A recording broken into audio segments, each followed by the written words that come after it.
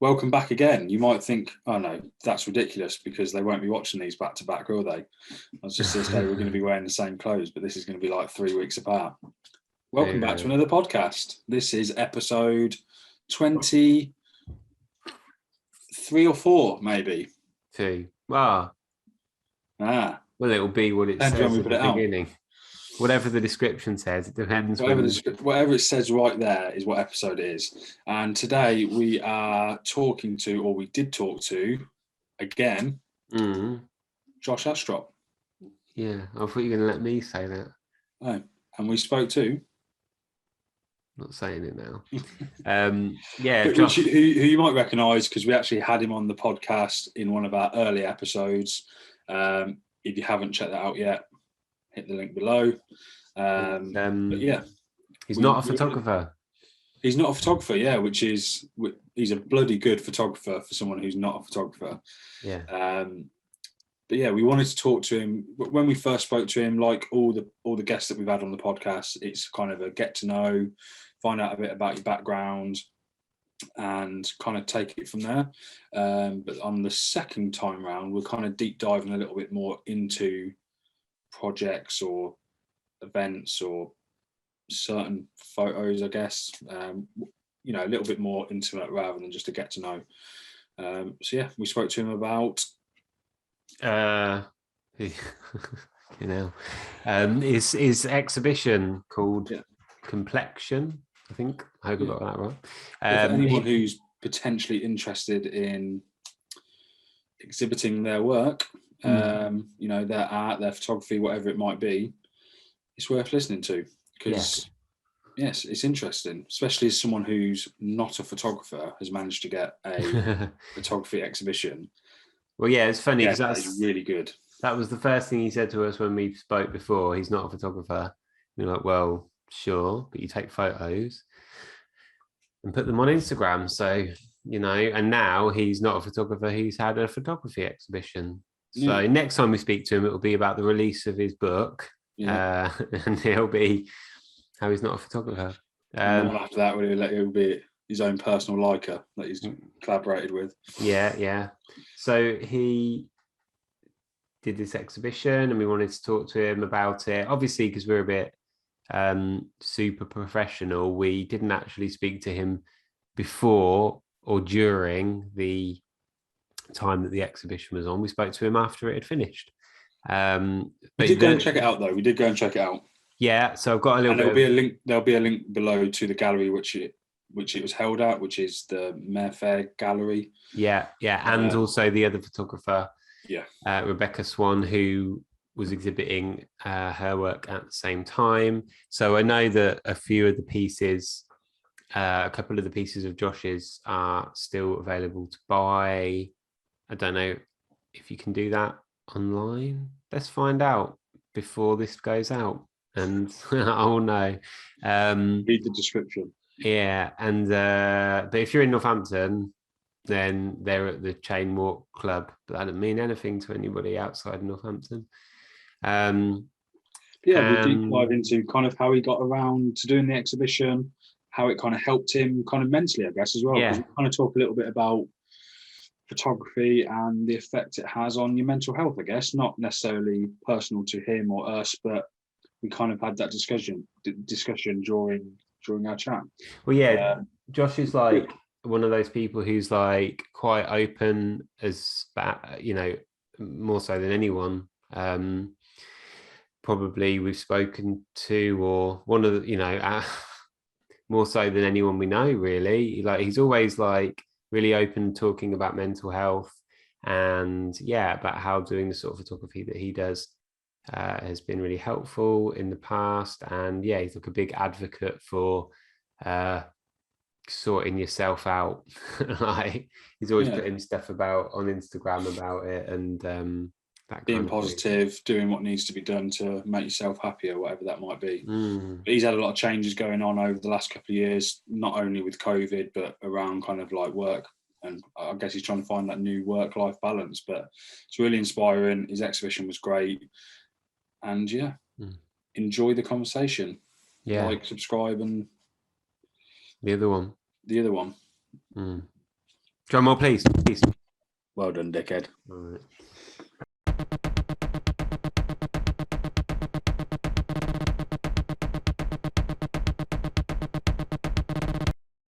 Oh, maybe we can do a sneaky intro before he gets back. And welcome, Josh Astrop. There you go. You mean to tell me you weren't recording all of that top quality gold chat and stuff? No, we wasn't. No. But yeah, so what we're here to talk about? We're here to talk about the famous exhibition that you put on. Which, by the way, is generally really, really good. It was great, wasn't it? Yeah, I'm so glad that we went down to check it out. You know what I mean? And you'd sold loads of them, so I don't know what the final count was, but yeah, they're really good, mate. To have them presented like that in a gallery, they looked wicked. They look really, really good. Oh, thanks, man. That's very kind of you. Yeah, it went really well. It was a funny one actually, because obviously I took the pictures without any intention of doing anything with them other than to share them on Instagram. You know, I happened to be in places where there seemed to be a nice picture, so I took a picture. But I enjoyed the process of doing that anyway, so I had no further intentions with them at all. And I've never had a photo that I've taken, printed, or done anything with, so I didn't. That wasn't even in my mind. But then Sarah at Marefair said, "You should do an exhibition," and I said, "Yes, okay." I thought it's something I've never done, and I might not get the opportunity again. So why not I take advantage of that and see what I can do, see what I can learn, and yeah, I think it's easy to get hung up on like, or to think about how am I going to judge this a success? Like, would selling out be successful, or would selling one be successful, or none, or whatever? But I was just like, I wasn't like bothered about selling them. That sounds really flippant, like I didn't care. I did. It was so lovely that somebody liked some stuff that I'd done and wanted to have it for themselves and put it up in their home. That's amazing. But like when I'd finally hung them in the gallery on the day of the exhibition, like a few hours before we were going to open, I was like happy then. I was like, this is. I just thought. I never thought I'd be able to do something like this, or be given the opportunity, or have anything valuable enough to do that. So I was just happy with that. I thought, well, I've completed something here. I've finished a project, and it was nice. And without, if I didn't have the help of Bill Pollard, I know he hates being named in podcasts, so I'm going to say his name as often as possible. But he mounted them all for me. And I wouldn't know where to begin with that. I'd have had to find somebody else to do it, which I'm sure would have taken a lot longer and cost lots of money. So he sort of really, really helped me get everything ready. But I was just happy on the day. I thought, obviously I want loads of people to turn up. That would be great. But I've done enough gigs and events and stuff to know that you never have any idea of if anyone's going to turn up until it happens. So I was just sort of comfortable with the fact that I'd managed to take some photos and have them hung up in a gallery. So yeah, I thought they were really good, especially, I suppose, like you said, going back to what is a success with it. But I reckon at the point where someone says, like, especially like Sarah at Marefair Gallery, which we'll link to and whatnot, because it's an awesome space. And what she's created around it's really good. But the fact that someone of that stature and that knowledge has said to you should put a collection together and have it hanging up in a gallery, which is different to just your normal person saying, "Oh, Josh, I like your work," or "Luke, I like your work." Like, you ever thought about getting it framed and selling them? That's different. But when someone knows what they're talking about, says to you, "Yeah, we should put something together," that's a win there, isn't it? Like that's the success, I'd say. But yeah. Well, when it's somebody who runs a gallery saying it, it's that's what I mean. Thing, isn't it? Yeah, and they know what they're talking about, and especially as the gallery is like, it's not the smallest space. It's a good sized space, and your work took up what, half, maybe 2/3 of the whole gallery. Yeah, exactly. It's it's funny. I consider myself a fairly confident person, but I have my insecurities too, and particularly with a new project or something that I feel like a beginner at. It's like I don't know I don't trust people's opinions, because I think, oh, you're just being nice because you want me to feel good, which is lovely. But then it's like, oh God, is this actually good enough? So it took me a while to think that they deserved to be there, or that they were of a good enough quality. You know, and I know that's subjective. I don't know. There's no like chart to say how good something is. It's a matter of opinion, I think, particularly with art or photography or something. But yeah, so it took a lot of well, you have to be vulnerable, I think. And this is something like, this is sort of a project that I've done where it was just me and my photos, and I was presenting them. And whenever I've done things in the past, I've been in a group of people, or I've been a promoter promoting gigs, and that's other bands playing. So it's not really me. But this time, having to present my own work, I think the fact that you're even doing an exhibition shows that you have a certain level of confidence in your stuff. Otherwise, you wouldn't be doing it at all. But it's like, well, okay, well, you think you're good, do you? Are you good? Let's have a look. So you sort of have to put yourself in a vulnerable position, which isn't very comfortable sometimes. I suppose, like you said, though, it's subjective, though, isn't it? Because it takes, you've got to have the minerals to kind of do it, which you did. But yeah, so what if someone doesn't like it? There's going to be someone who does like it. Do you know what I mean? But I know what you mean. It's like you've done it for yourself, and it's not something you've done towards something necessarily. It's just you had the opportunity to do it. You've done it, and you feel a sense of achievement for doing it, which is nice feat. But you did touch upon something, Luke. I remember you saying to me the other day about the start was that you got asked to put your collection into the gallery, right? Yeah. So I think that's what we were saying before when we spoke. How did you do it? How did you go about? Because like I've never done it, James never done it, and I imagine a lot of the people or anyone who watches this probably won't have done it, but they might want to. And how do you go about doing it? So I guess the answer to that is get a gallery owner to know someone who owns a gallery. Yeah. But was it something that you said yes to straight away, or was it like, yeah, that's a cool idea, that's never going to happen? Do you know what I mean? Or did it kind of steamroll quite quickly into, yeah, this is happening? Yeah, it did. I think I have the attitude of, I think particularly when it's my idea or something I'm doing and there's nobody else involved, then obviously you've got more control and it's up to you what happens. So Sarah's been amazing through the whole project and sort of kept really helping me out. The amount of times she said I've asked something, I said, oh, can you not do that, or can you not write that, or do I have to do this? And she sort of said to me, oh, does that make you feel vulnerable, does it? And I'm like, yeah. And she said, maybe that's a good thing. And I was like, and it took me a while to figure it out. And it's like, actually, yeah, you're right. I need to just like, there's an element of sort of sucking it up and getting on with it. It's like, I think because this whole sort of project and this run of photos came from me not being happy, I think I don't think it would be right to hide that, and because it's a difficult thing to talk about. I think not feeling great about yourself and your life and everything. I think that's hard to talk about sometimes. So to then present that to everybody, people you don't know, feels makes you want to like recoil a bit and hide. But I think I can't remember ever having spoken about something important or being vulnerable and it not being beneficial to me and not helping whatever I'm going through. Or it's like anything, when you're feeling shit, you talk to your mates and they help you out. I mean, it's basically the same thing as that, isn't it? It's like, you show a bit of vulnerability, you're worried because you have to let your guard down to do that, and that leaves back or criticism or ridicule or whatever it is you're scared of.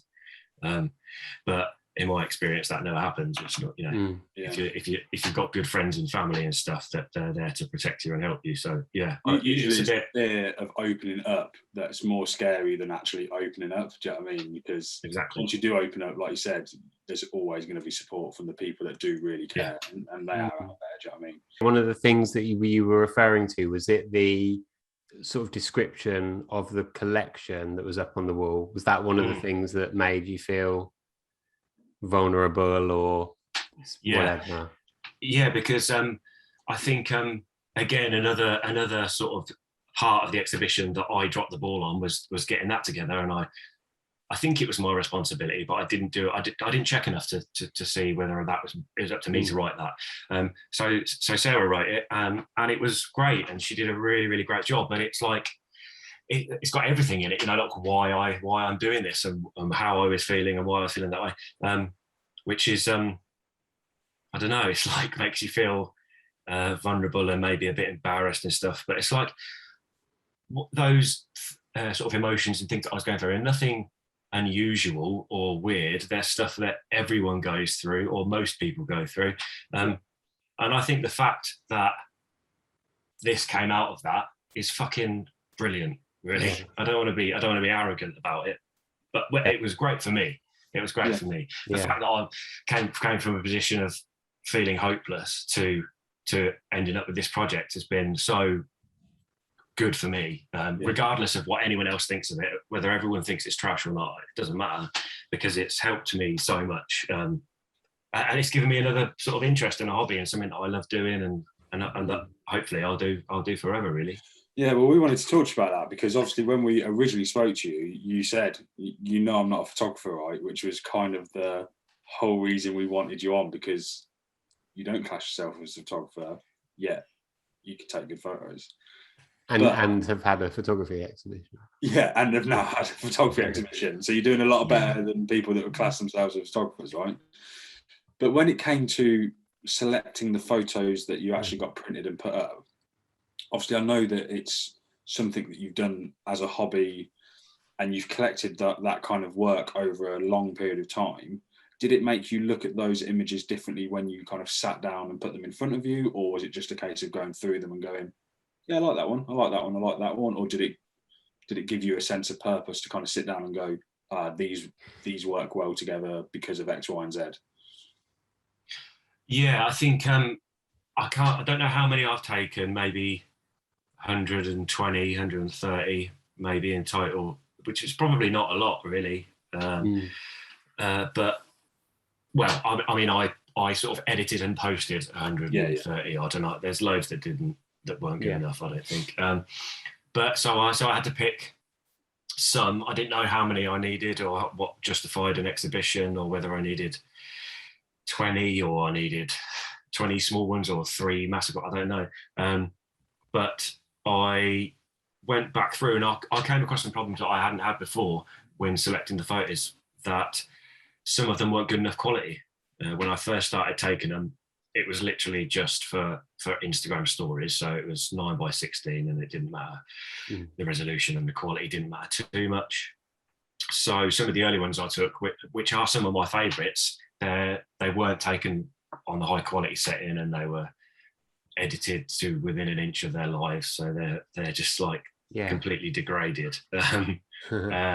So I couldn't use them. They weren't good enough quality. So I had to sort of go through and select all of the ones that I thought were good enough, and then find out what sort of quality they were. And Paddy O'Donoghue, who printed the photos for me, another person who I wouldn't have got very far without, helped me decide how big I'm gonna print them, what sort of how much they can be blown up before they start deteriorating in quality. So he did a couple of tests for me, and we sort of figured out how big we could go without it distorting, which was good actually, because I think we did A2 and A3 and they all looked good. There was one that's got some digital distortion in that I didn't notice in the original picture, and I only saw after it was printed.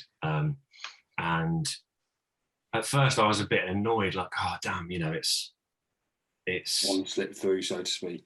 Yeah, sort of like that's like it's a blemish on the picture or something, or it's a mark, an unwanted mark on the picture. But then I thought I took them on a fucking phone, for God's sake. No, it's not part of the abstraction of that, using that as a medium, that you're going to get that every now and again. You're not hiding the fact that you've taken them on a phone. Do you know what I mean? And the photos are more than just about, I've stumbled across this, decided to stop and take a photo on my phone and put it into black and white.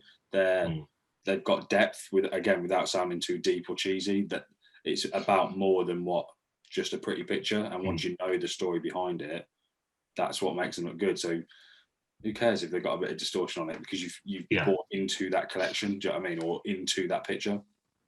Which No, yeah, I think that's it, and I've never sort of hidden the fact that I take them on a phone. It's I don't know. I just feel like they're pictures. They're just camera pictures. Do you know what I mean? It's not. It doesn't matter to me. It doesn't matter what they were taken on. Arguably, if I'd have had a really fancy camera, I'd have got an even better picture, probably. But I didn't. So that's what I've got. So yeah, I think the fact that there was some digital distortion is sort of a clue as to what it was taken on, and yeah. So I quite like that. That's the only one. Well, with my untrained eye, that's the only one that I could see that had something like that was a giveaway as to maybe what format or how it was taken. But yeah, I'm still like hesitant and unsure to. I think I still don't. You can tell I'm figuring this out as I'm saying it, but I think I still don't feel comfortable where I sit in the pie chart of photographers or whatever. Yeah. Like, because I'm using a phone. It's. I think in one hand I feel like it's everyone. Whenever I say to somebody, they say, "What camera do you use?" and I'm like, "This phone is what I use." Everyone's surprised, but I think it's no surprise that phone cameras are really, really good. They're not as good as actual cameras, but they cover up a lot of mistakes. I think they're meant for people that don't necessarily have photography skills. Yeah. I think they're supposed to make a good picture for most people, not just people that know how to change the settings and use it and have an understanding. So I reckon you're actually in quite a niche market because everyone has a camera phone, right? So everyone is taking multiple photos, or millions of photos are taken every day, billions or whatever. But not many people use it as a photography point of view, if you know what I mean? Like, yeah. Or maybe they do, but they would claim themselves to be a photographer and go, taken on my phone, but I've got a Leica at home, I've got a Nikon or whatever it is, do you know what I mean? But you're proud to use the phone because you're not labeling yourself as anything. You're just like, well, that's what I've got in my pocket. That's what I'm going to use. I don't have the desire to use anything else. And that's the cool part of it. And not many people would carry that through to a point where it's hanging in a fucking gallery. Do you know what I mean? Yeah. And fair enough, it's kind of, the stars have aligned to kind of get you to that point sort of thing.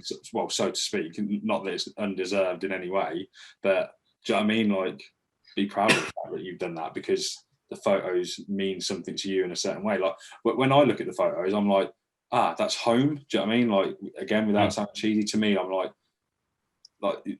anyone that I would show those photos, I'd be like, oh yeah, I used to walk down there every day, or this is Northampton to me, or someone else not from Northampton and with no awareness of what the town looks like. They're like, oh, that looks like a cool place. Like, oh, I like that because the shadow looks cool or whatever. So I think they have a lot of meaning. So who cares what they were taking? Yeah, and there are people. I think there's more people than you may think, I guess, doing good work with phones. Yeah.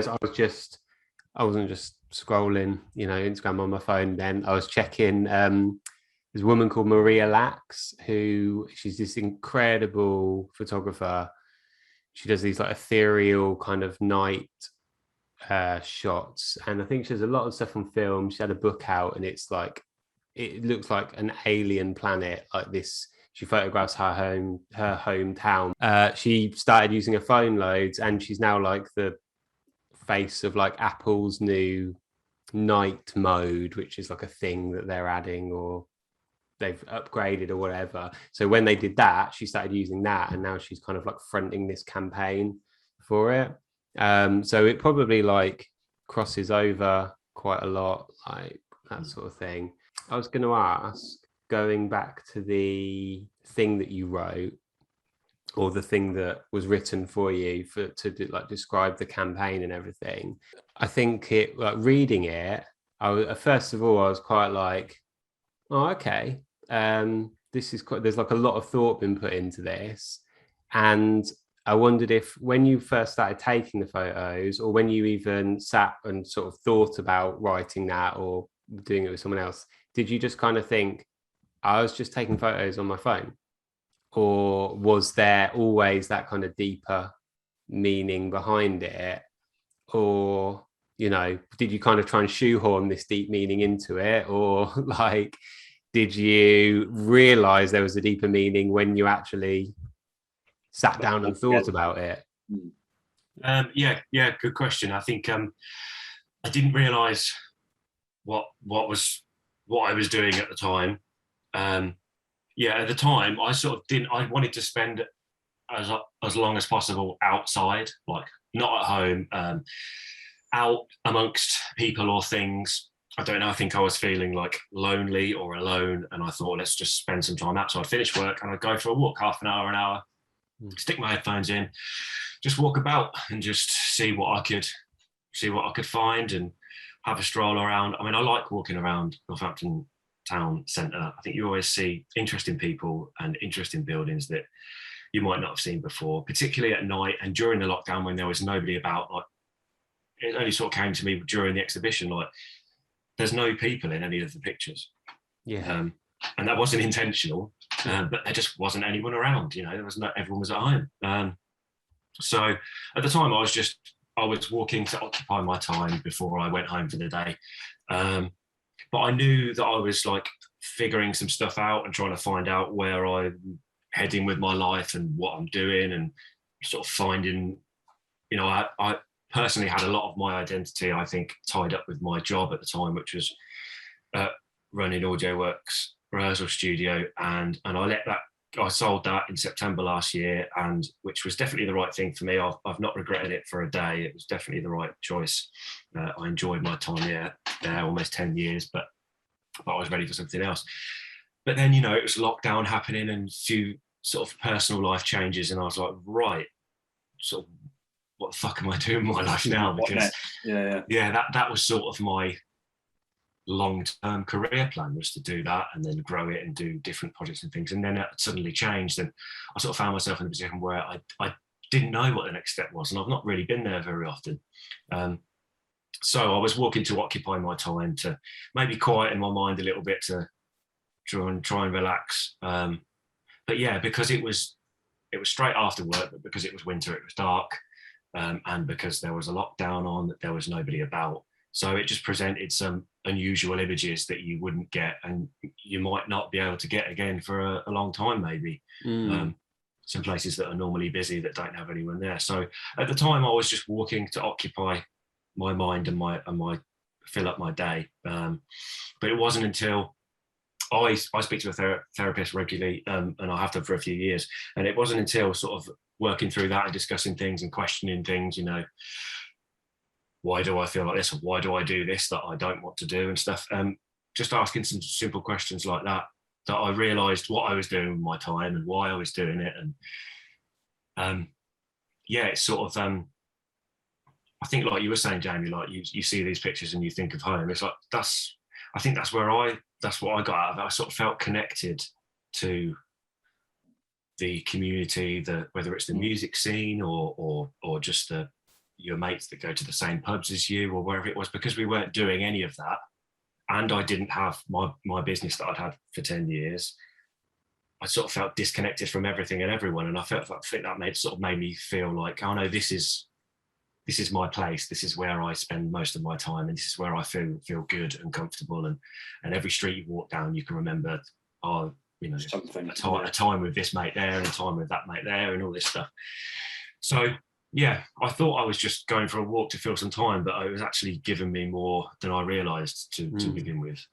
That's the thing. Your perspective of looking at one of those pictures might be different to mine, where I have a completely different memory to yours, but that's what makes it so beautiful, if you know what I mean. Because, and like you said, it helps you out as an individual, like it could help someone else out. Forget the photos, but the time spent doing them. And then, like you said, there's no people in the photos, so you kind of look at them, and like you said, you've had a career you have had a career, you've had a successful business for 10 years, which you then decided it was time to move on from, and then all of a sudden everything's empty, which makes you feel even more empty inside, and you're like, well, what the hell, what's next? You know what I mean? Where should I now put all my time and energy into? But yeah, it's a weird one though, without kind of going off track too much. I felt the exact same. Like I see friends, like I went to the Northampton Balloon Festival yesterday, saw a few people that I haven't seen since before lockdown, and it like made me feel bad. I was like, oh, I haven't reached out to them, or I haven't seen them in a long time, or like, oh, I feel like there was a part of me that was like, oh, I've missed out on so much. But then you kind of really think about it, and you're like, well, no, everyone's missing out because there's nothing actually going on. So you're not actually missing out. There's just nothing going on, if you know what I mean. So It's a weird one, isn't it? Like you might not see someone for a couple of years, but that doesn't make you any less of a friend to them. Do you know what I mean? But it's a weird one. But yeah, I definitely think you should always reach out to whoever will listen. Do you know what I mean? Regardless, you know, people haven't got a big group of friends like everyone thinks, if you know what I mean. But you should always reach out. Yeah, definitely. I think that's something that I've learned from. Like a few of my mates realised I was having a hard time, and sort of said, "Oh, let's go for coffee and stuff," and we'll go for a chat. And I must have done that with about 10 people, and nearly every one of them was also having a shit time, or struggling, or they were confused, or they didn't, you know, whatever it was. You know, they took me out for a coffee and a chat in the hopes that they could help me. But we both had problems, you know, we were both working through stuff. And I think that's most people over the last year. I mean, I'm conscious of the fact that I haven't been particularly personally affected by this. You know, I'm fortunate that a lot of my family, or that all of my family have been okay, which is a really lucky position to be in.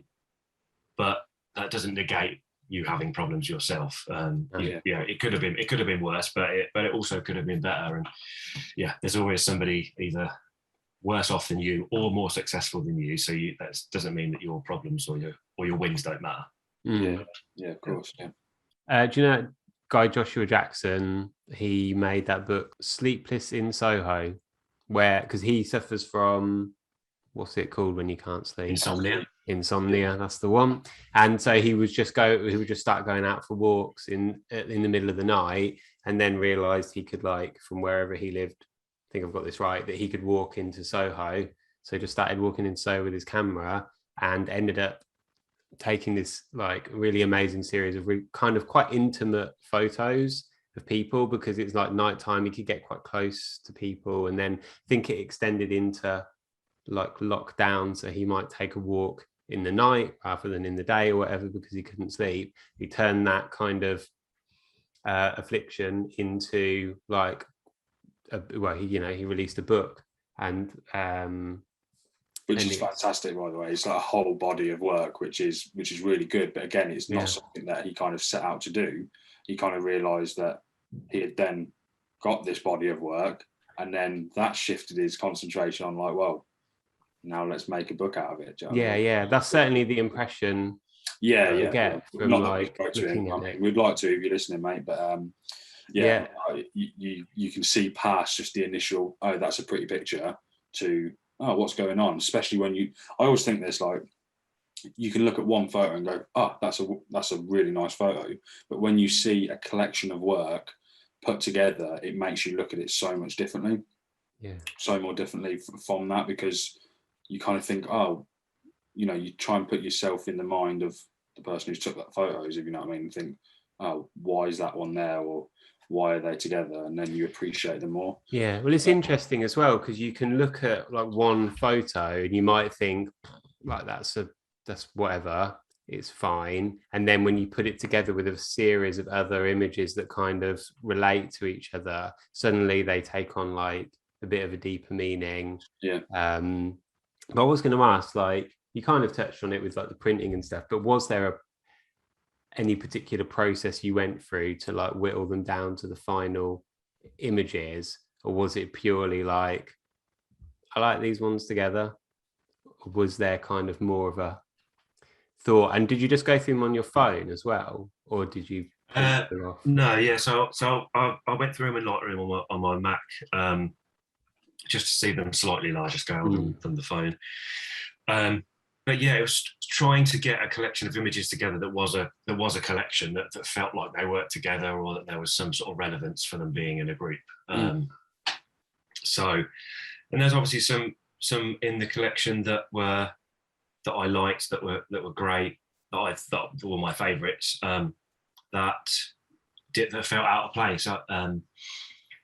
There was a good one that I liked that I took in the road mender, and we were at a gig, and I turned around so I could see all the crowd, and then one of the lights just shone straight at me, so it's like a light in all the beams, and I really loved the picture. It came out really well, but just didn't fit in it. I just didn't feel like it was right. I mean, it was inside a building and it had lots of people in it. So it's like the opposite of all the others. So I thought it's cool that you actually thought about it like that. Do you know what I mean? Like, I've said it a number of times. Like when I first got into photography, I was like, yeah, I'll just put all my favourite photos, put them together, and there you go. I've got a collection of work. But it's not like that. You have to really study the photos and make them all have their own kind of place. Yeah. And it's not saying you won't use that photo again. If you like the photo, you've got the photo. Do you know what I mean? Like maybe that goes towards something else. You know, there might be a whole new collection that you make in a year's time where it's the same spots but with hundreds of people now. Do you know what I mean? Who knows? That's a good idea. Great idea, mate. Great idea. Yeah. I think 20%. I think there was also an element of, like, I wanted it to be good enough. You know, I wanted it to be thought about and considered. I realised that this was a good opportunity that I got and that I didn't want to waste it. And a lot of people would love this opportunity. So it better be fucking good. It better be as good as I can make it. Otherwise, it's like disrespectful to people that may have deserved it more, or I don't know. But I wanted to make it worthy of the opportunity. So yeah, it took a long time to whittle them down, and I got it down to 11 in the end, which I think was about the right amount. It's also a consideration that it costs a lot of money to get them printed and get them framed and get them sorted and everything. So you've got a budgetary constraint there, and then it takes time to actually get them printed and get them mounted and hang them as well. So you have to think about that. I sort of went on the assumption that I wouldn't sell any, because I think you can't. If I spent more money than I could afford and I didn't sell any, I'd be screwed. So I'm not in the position where I could spend 600 or 700 quid getting them like done at the maximum quality possible. So I had to try and be careful about that, really. And if you do that on your first one and it doesn't go well, and you're 600 quid in the hole, you might be reluctant to do it again.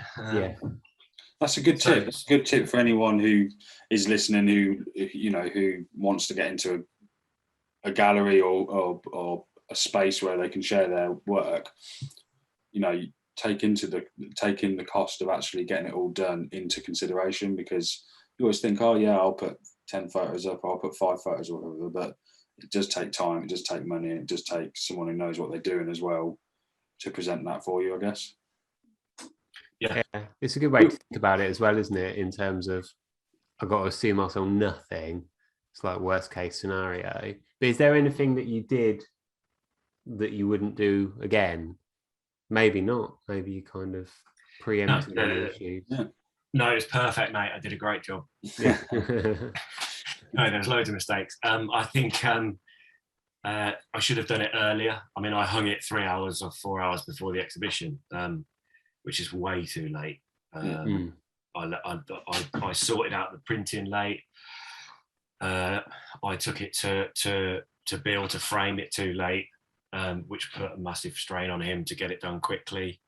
Like I say, not only would I have not been able to make it happen without the help of like Sarah and Paddy and Bill, but I also made it harder for them, which is great. So that's a nice way to challenge as well. So going back to the actual gallery itself then, because obviously we kind of introduced ourselves to Sarah when we went in to see the collection, but I've spoken to Sarah a few times because I follow her on my own Instagram. Obviously she's a wicked artist herself, incredible painter, but obviously we were going to kind of say, how did you get into the gallery? But if you already knew Sarah, was it just a case of you were just having a drink with her one day and it's like, you should come do this, or was there more of a formality to getting it round to it? well, I've never been asked to do that before, so I don't know if it was the normal run of events or how somebody normally gets, or whether the photographer asks for an exhibition or the space asks the photographer. I don't know, but yeah, I already knew Sarah, not majorly well, because I mean she'd been on the NN Social show, and we'd met a couple of times. But I met up with her once for a walk, and we just had a stroll around. And she said she'd seen the pictures that I took, and she liked them. She said, "Have you ever thought about doing an exhibition?" And I think I first said, like I did with you guys, like, "Oh, no, I'm not really a photographer." So, and she was like, "No, that's not. Don't talk like that. That's not." She said, "I think I don't want to speak for her, but if my memory serves me correctly, she said something along the lines of like I don't like all of that sort of bravado, like certain people should be doing this and shouldn't be doing this. Like if you're making good art or taking good pictures, then that's all you need. It's not about how popular you are or how famous you are or anything else. It's about the work, and if the work's good, then that's all that matters." So she sort of put my mind at ease, like, okay, well maybe it's not a silly suggestion, and maybe I have got a chance here, and that's what I saw. That's what I thought. I thought I've got a chance here. There's an offer there. I could easily say no, and it disappear.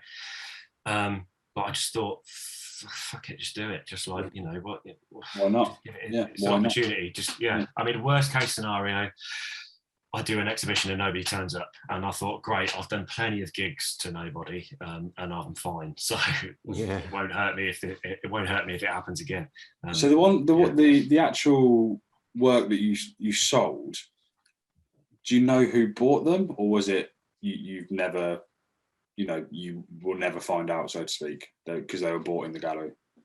Yeah, I did. I know who's bought the ones that I sold in the gallery, but I could have, frustratingly, and this is a good lesson I learned that other people might benefit from. I didn't know. I didn't even think about if they were limited edition or if I was going to do reprints or what, because I only had one made of each of them, obviously, and I, and I left it at that. But then 2 or 3 of them that I sold, other people wanted them as well, and they were like, "Oh, is that? Can I get that one?" And I'm like, "Oh, well, that's sold." So I had a problem then. It's like, well, I had to ask the people that bought them if they bought them with the idea that it was a limited edition and that was the only one, or if not, I'd print some more and get some more done, which I think is a really unprofessional way of doing it. But again, that only takes to the beauty of you doing that, as that you admit it. You're not a professional, so do it your own way, I guess. But that makes sense, because someone might have bought it because it's exclusively one of one. Do you know what I mean? But because people like stuff, right? But at the same time, exactly, that's completely understandable, and that's why I asked them. I mean, I didn't say they were limited edition. I didn't say it was one of one, but I also didn't say it wasn't. So I thought, well, let's find that out. So that's something that you should think about if you're doing an exhibition. And I've spoken to a couple of artists that have that know a bit more about limited editions or open editions, where you can reproduce a print, but it's still within a limited number. And then obviously, if it is the more limited edition it is, the higher the price is, because it's obviously the more rare it is. But that's not something I'd even considered. So have you still got any work for sale at the moment? The unsold ones are going to the Chain Walk Club by the hospital. They're going to be on display there for some time. Oh, that's cool. That's really cool. Yeah, it's great. So, sorry, your question was, do I know the people that bought them? And the answer I didn't mean yes. like know them as friends, but I mean, did you go in after a couple of days and be like, "Hi, Sarah, and have we sold anything yet?" And she's like, "Yeah, fuck yeah, we sold 3." Like, oh, what? That's like, do you know what I mean? I didn't mean you know them personally, but it must be a great feeling to walk in and go, "Oh, some of my work sold."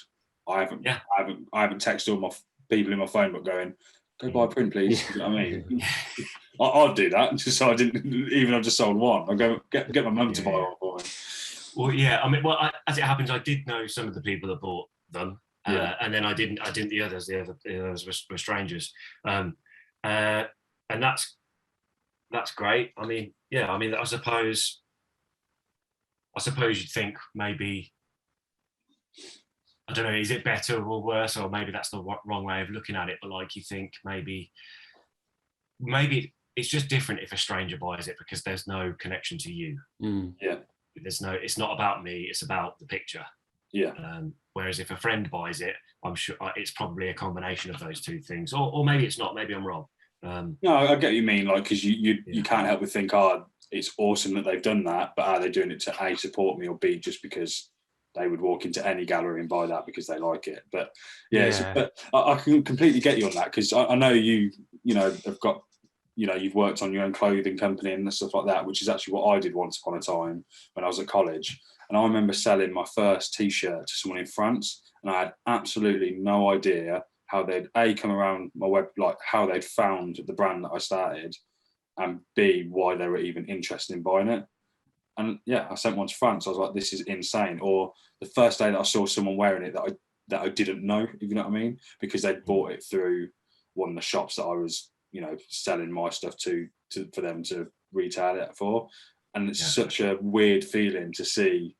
Like, I felt like going up to him and going, that's a cool T-shirt, mate. Do you know what I mean? But like, you just feel like a bit of an idiot. But do you know what I mean? You kind of get that sense of like, that's pretty cool, right? It's a good feeling. Yeah.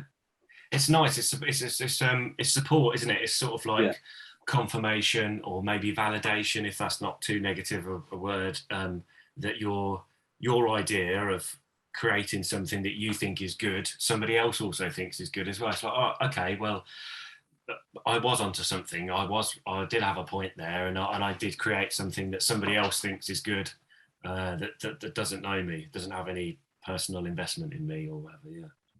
I'm guessing, and I mean this in a respectful way, if you'd never done a gallery before, you probably didn't know how to price your work either. Correct. So I was going to ask, why did you price them like they were? Was that because because you had to take into consideration A, the time, the B, the actual financial cost of getting them printed, frames, and how long they're going to be on show for, everything like that? Or is it just a case of you going, I want to get rich quick? But I'm not saying they were a very reasonable price. They were very reasonable. But do you know what I mean? I just wondered how you kind of got to that. Yeah, I think it's probably, I mean, it's always can feel awkward talking about money, can't it? But let's just get the cards on the table. So the A3 frames were £95 and the A2 were 125.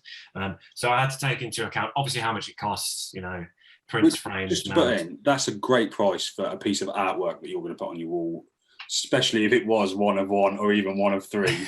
That is still like you should never be that's one of the whole reasons we want to start front. Like, people undervalue themselves and they're scared to admit, like, oh, I don't want to ask for 50 quid or 100 quid. Like, you go around your house and you realise how much money you've got on your wall or how much you've spent. It's not a lot to ask for. Do you know what I mean? No, exactly. But it takes a bit of time to get your head around that. I think if particularly if it's not my job and I'm not trying to be a full-time photographer, but it still has value and it still took time and it still costs money. So it's working out, how many hours of work have you put into that, and how much does it cost you to get the materials and stuff together. So again, Sarah helped me with that. She's got far more knowledge and experience in that area than I have, and we just sort of came up with a figure between us. But I think that was fair. I mean, I sort of took into consideration that it was my first exhibition and it's the first time I've had this stuff done, so they were probably on the cheaper end of the scale, I think, probably. But I feel that that's justified in maybe my lack of experience, or I don't know. Like you said, you were hyped just to have it on the wall and see it as a project for you to get your teach something, so to speak. Yeah, exactly. And some of them sold, so that's a good sign to me that they were fairly priced, I think. Yeah, it's always awkward. It's always awkward pricing your own things, isn't it? I have the same thing with like the t-shirts and stuff that I do. You know, it's like how you know, there's so many considerations to think about. You know, it's time and money, but it's what quality are they like, or what are similar things priced at, and you know, because it's not like take a photo, print it, buy a frame, mount it, hang it on the wall. You know, if you had a printer here and a selection of frames and stuff, you could do that in 30 minutes. Yeah. But it's not that simple, and it took like four people time investment and several hours of sort of taking the pictures, editing the pictures, sorting them out. You know, it's a lot of work that goes into it. But yeah, ultimately, you'll guess. It's a guess as well. There's a guess. There's no blueprint for how much these things are supposed to be. Art is priceless, right? It's how much you're willing to pay for it is kind of that. You know, if you look at something and go, you know, if you said that's out of my price range, fair enough. But if someone goes, that's not worth that, fine. But someone might come in and go, that's a bargain. Do you know what I mean? Like, yeah, it's a weird one. Yeah, I had a couple of people say that it was cheap. Yeah, right. which was quite nice to hear. I mean, you know, maybe I missed a trick and I could have made some more money and sort of got some more cash together for the next project. But I'm happy with it, and I think it's fine. I thought that was fair, and that was just a fair price. I think I'm happy with that, and by the looks of it, people that bought it are as well. So. Yeah. I mean, it was an educated guess, I think, but I'm new to this, so. Well, I think maybe in the future, if you had a front account, who knows? If you have a front account, maybe you'll be selling work in there, and you'll price it accordingly to what you think, because you know you've got less to consider because we're the ones doing all the work for you, right? But I mean, like you might have a collection on there and go, well, I'm going to price these at X amount because I can justify that because. That's what I feel is fair and justifiable. Like that's it. Well, if you two would have got your shit together in time, I'd have done it. Oh, we're trying. It's yeah. It's happening. Let's stay positive. I think last time we spoke to you, we probably said it was about 2 months off, and it's probably about 2 months off. I wanted to ask about Rebecca Swan, who was the other person that shared the space.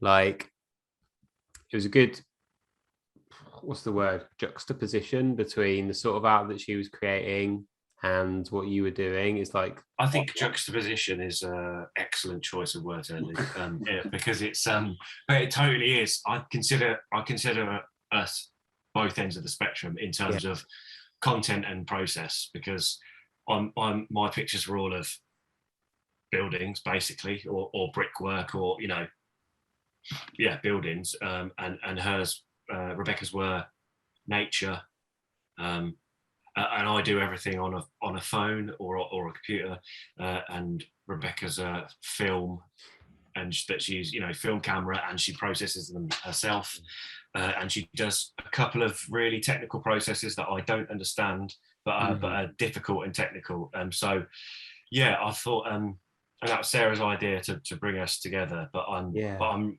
glad she did, because I love Rebecca's work. It's great. And yeah, like I say, it's like the opposite end of the spectrum, I think. Yeah. Well, the fact that I was questioning myself when I was like, it's all photography. Hang on, was it all photography? Yeah. Some of it absolutely doesn't look like, you know, what you would consider to be photography, but I guess it's like using photographic processes to create some art. But yeah, did you know her before? No. Yeah. No, Rebecca's great, really awesome person, as well as a talented artist. And yeah, I'm really glad that we worked together, because, like I say, she's the opposite end of the spectrum, I think, in terms of photography process. And I don't think she hated me for that either, which is nice. You know, because I'm just like, oh, let's point and shoot and put it on Instagram. And she's like taking 7 days to process something in a dark room or whatever. She's like a proper artist. But no, I think it was great. I mean, I've learned some stuff from Rebecca about photography and art and stuff, and yeah, so I'm just really lucky to have had that opportunity to work with her. Yeah. Yeah, that's really cool. And it didn't like tickle your kind of, what's the word? You know, you're thinking, oh, maybe I'd like to try that sort of thing out. No, yeah, it's funny actually, because I've messaged you before, Luke, about getting a camera, getting a point and shoot to begin with. But if anything, this has actually reaffirmed my position that I don't need to do that. I think I started to think about that from a position of like ego or inadequacy, like I need to be a proper photographer if I'm going to be a photographer. Whereas now I think I don't, and I'm happy with what I've got. I've whether or not somebody thinks I'm a photographer or not is none of my business. So I think the fact, and like I said in the last one, I've had a DSLR before and I never used it. That the barrier to entry to get a good picture out of a DSLR, I think, is higher than I'm prepared to.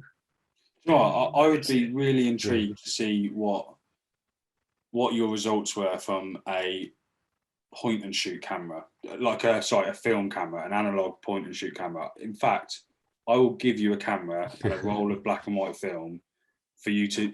It don't matter if it takes you 6 months to shoot the roll or 6 hours. I don't care. But the only reason I say that is because your pictures have quite a somewhat of a deep meaning in places. Do you know what I mean? Or it reminds you of a certain time, or whatever it might be. But when you take those photos, you instantly see them and form somewhat of like a bond to them. And you might look at it and go, "That's shit, delete, whatever." Or you might look at them and go, "I quite like that one for whatever reason." But I'd quite like to see. In fact, I'd like it if it took you 6 months to shoot it, because you can edit them, whatever. But when you get the results back, you will have forgot about them. Do you know what I mean? It'll be interesting to see what your kind of initial thoughts are on the photos that you'd kind of forgotten or remembered but not really kind of looked at in much detail. So yeah, if you're up for it, I'll give you a little, I've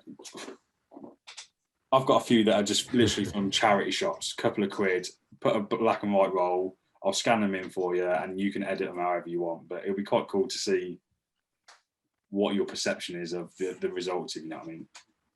Yeah, I'll be up for that, man. That's a great idea. I think that's something I've not thought about, the fact that I see the image as soon as I take it. Having not used a film camera for, I don't know, 15 or 20 years. That's what I mean. I don't mean to say like, because it will look like it's on film. It'll just be interesting to see you, knowing that you have to wait, do you know what I mean? And then getting the emotion from it, I guess. Yeah, sounds a bit deep, but do you know what I mean? Not being able to instantly see what the result is. That's it. Maybe you've hit on something there, because I'm getting instant gratification from this process, and it will be interesting to see how it goes or how it feels without that. Delayed. With still taking the picture, still doing a process of sorts, but not getting the reward for a while. Might be a healthy. And it's still eventually it's just the same process but drawn out, because you just take your film in. Obviously, you can develop them yourself and stuff, but you can just take your film in and they send you all the files on a WeTransfer. So you're still getting, you can see them on your computer or whatever eventually. And then even if you go back and touch them up and edit them however you want, at least you would have had to have waited to see the results, if you know what I mean. You kind of... There's got to be an app that like doesn't let you see your photo immediately. Well, how many times do we say this, Luke? Like we like me and Luke keep saying like, let's go out and take photos, digital photos. Cover our screen. Do you know what I mean? Yeah. Like, I want a digital camera that doesn't let you see your photo straight away, essentially. But then that's basically what film camera is, isn't it? Because that is a film camera. Yeah, I'm trying to invent something that came out however many years ago. But you can't see your photos for a couple of days on your digital camera. But then this is getting like Nathan Barley. Like you're going to get a camera that never shows you a photo. That's just a film camera without any film in it. I had a question about the actual photos themselves. So when shit got real, so to speak, and you're like, oh God, I've got this gallery that I'm going to have my work hanging in. Did you go back and look at the photos, and like once you'd selected these 11 photos that you were going to present, did you then go and re-edit any of them, or was you happy with what you'd done with them? No, they weren't re-edited. I think I did re-edit one, because my fucking Lightroom is a mess, right? There's no catalog system. It's just all over the shop. So I've had, exactly. Okay, good. I was going to ask you if there's any sort of like tracking system I should be using, because I'm not. I have a file on my computer that says that it's literally called to file, and then I have a folder called filed, and in the filed folder there's pretty much nothing, and in the to file is just hundreds and hundreds of photos that I just can't be asked to sit down and name them and whatnot. Well, I mean, none of them were re-edited when I selected them. I did one of them that didn't make the final cut. I couldn't find the original, or I'd edited it since I'd posted it. So the one that I had wasn't the one that I posted. I think I'd made it colour or something. I can't remember, but I couldn't figure out how I got it to where I'd got it before. But I didn't end up choosing that one. All of the ones that are in the gallery as they were on my Instagram account. But I archived all of the ones that are at the gallery, just because I thought, like, I don't know, maybe this is stupid thinking about it. Like, why would somebody come to a gallery to see some pictures that they can look at on their phone? But people say that about everything. Like, why would I go see the Mona Lisa? I can Google it, and True. Yeah, it's not the same kind of thing, is it? No. But I like that you did that, or didn't do that, should I say? Because I didn't know if, again, because you don't label yourself as a photographer and this is a whole new venture that you're taking on, if you would have the fear and be like, I need to make them the best they possibly can be, and then you kind of overthink it and you've edited them to shit, basically. But if someone said your work's good enough to put in a gallery, then you should put them in the gallery as you originally felt when you first took the photo and put them in black and white or whatever. Yeah, that's it. And I'm very aware that my training and skills might be limited, but whether, I don't know if that matters. I like objectively, I don't know if that matters really, because I like them, and that's all that matters. But maybe there is an argument to be said that they could be improved in some way, but then improving is subjective, isn't it? What is improving? Something that you like isn't, I don't, and vice versa. So, I mean, I'm sure maybe I'm sort of hesitant to, in the same way that I'm hesitant to maybe get a camera or change the way I'm doing things.